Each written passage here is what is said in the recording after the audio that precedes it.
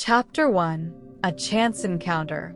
The wind swept through the streets of Philadelphia, carrying the scent of fresh pretzels and the hum of jazz drifting from an old record store. Clara adjusted her scarf as she walked toward the art museum, feeling the crisp autumn air kiss her cheeks. She had always found comfort in wandering the city alone, but tonight felt different. As she rounded the corner by Rittenhouse Square, she collided, quite literally, with someone. Her coffee spilled slightly onto her coat.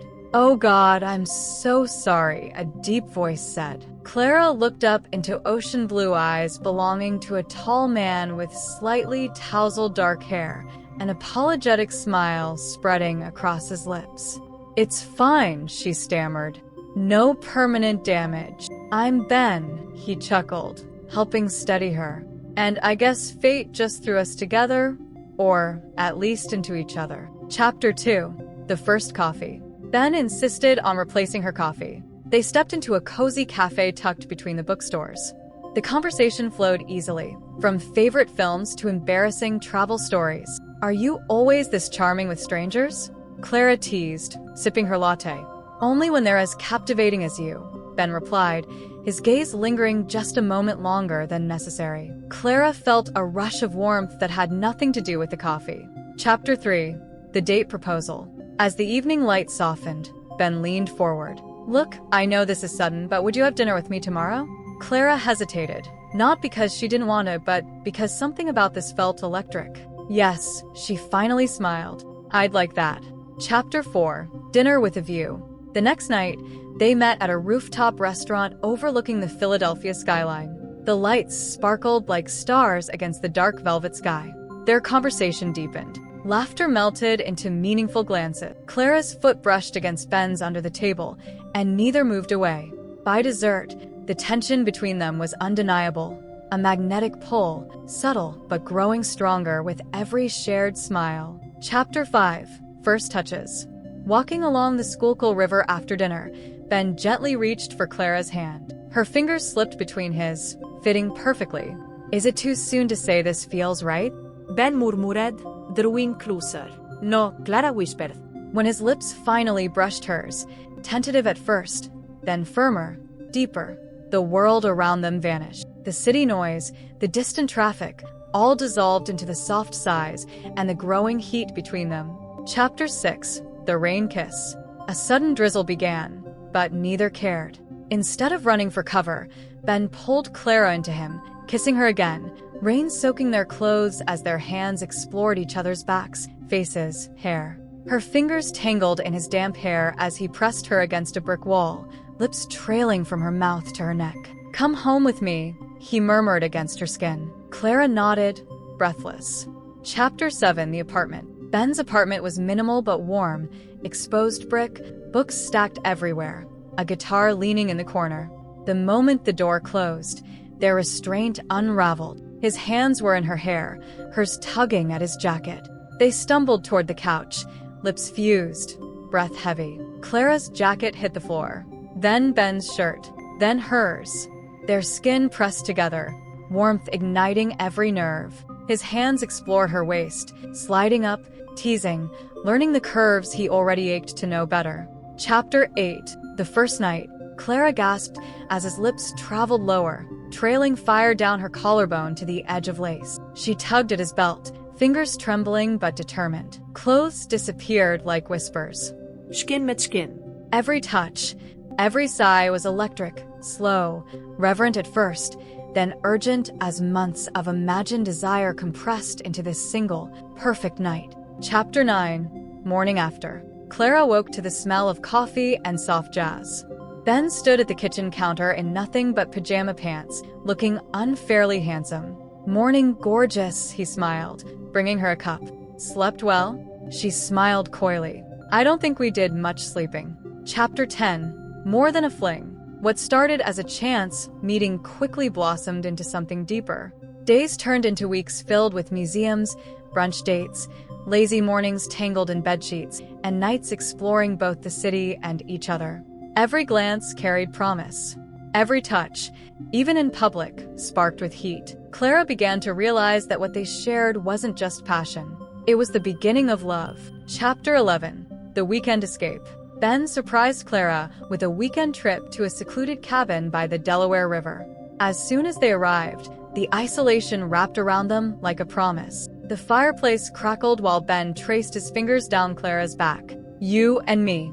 No distractions," he murmured before his lips captured hers. They spent the evening wrapped in blankets and each other, as the wind howled outside but the heat between them never faded. Chapter 12. Shadows of Doubt. Back in the city, reality crept in. Ben's phone buzzed with messages from work, a big project, clients demanding his time. Clara felt the sting of absence in the growing gaps between texts and calls.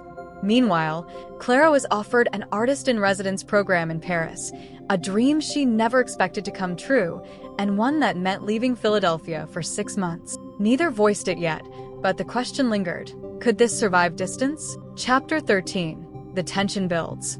At dinner one evening, the silence between them was heavier than any argument. "Are you pulling away from me?" Clara finally asked, eyes glistening. Ben sighed, gripping her hand. "No, but I'm scared. I've never felt like this before." And now, with work, with Paris, Clara squeezed his hand tighter. "Me too. I'm terrified of losing this." His lips brushed her knuckles. "Then let's not lose it." Chapter 14.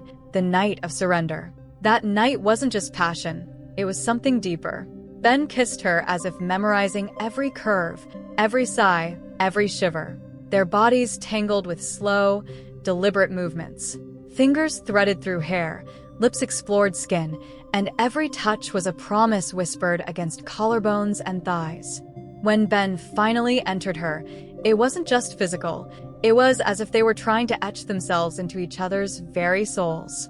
They moved together, slow, deep, and aching, as if time had dissolved, leaving only the rhythm of breath, moans, and whispered declarations of "don't let go." Chapter 15. The Decision. The next morning, Clara woke to a note on the pillow. "Meet me at the top of the art museum steps. B." When she arrived, Ben was waiting with coffee in hand, a nervous smile on his face. "I don't care where you go," he said before she could speak. "Paris, Mars, wherever. I'm in. We'll figure it out. I love you, Clara." Tears spilled freely. "I love you too. More than I ever thought possible." As the sun rose over the skyline, their kiss sealed more than just a promise. It sealed their future, together, no matter what. Chapter 16. The Goodbye Kiss. The airport was loud, voices, rolling luggage, final boarding calls. But for Ben and Clara, the world had shrunk to just them. His arms wrapped tightly around her waist. 6 months.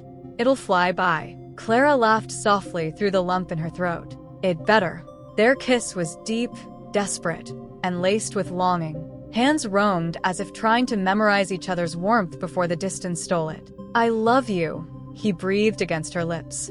"I love you more," she whispered, stepping away, heart pounding as the gates swallowed her whole. Chapter 17. Miles apart, hearts entwined. Paris was breathtaking, cobbled streets, hidden art galleries, and midnight skies over the Seine. Yet even amid the beauty, Clara ached for Ben. Their video calls grew longer, conversations spilling from laughter to whispered confessions to heated, late-night fantasies. "Touch yourself for me," Ben murmured one night, voice deep with desire. Clara bit her lip, following his voice as if his hands were truly on her skin. Miles meant nothing when their imaginations bridged the gap between them. Chapter 18. Surprise under the stars. 3 months in, Clara stood at her balcony and gasped. Ben was there, in Paris, beneath her window, holding a single white rose. "I couldn't wait," he shouted, grinning. Tears flooded her eyes as she ran down the stairs, throwing herself into his arms. Their lips met hungrily, bodies pressing together like magnets finally reunited. "Surprise!" He breathed against her neck, hands roaming with the desperation of months apart. Chapter 19. A Parisian Night of Fire. Their hotel rooms smelled of wine, jasmine, and lust. Ben lifted her onto the dresser, lips trailing fire down her neck. Clothes hit the floor in a frenzied symphony, silk, buttons, denim, until nothing stood between them. When he slid inside her, they both gasped. It was as if the distance, the longing, had only made the connection more explosive. Their bodies moved with a rhythm that was both frantic and worshipful, as moans mixed with whispered French phrases neither fully understood, but felt in their bones. Chapter 20. The Forever Question. Lying tangled in sheets, fingers tracing lazy circles on his chest, Clara whispered, "Ben, what happens after this?" Ben pulled her closer, lips brushing her forehead. "We stop pretending it's temporary. Paris. Philly. Anywhere. I don't care, where as long as it's with you." She smiled, heart pounding. "Are you asking me to?" "I am." He reached into his jacket pocket and pulled out a small velvet box. "Stay mine. Forever." Tears filled her eyes. Yes. 1,000 times yes.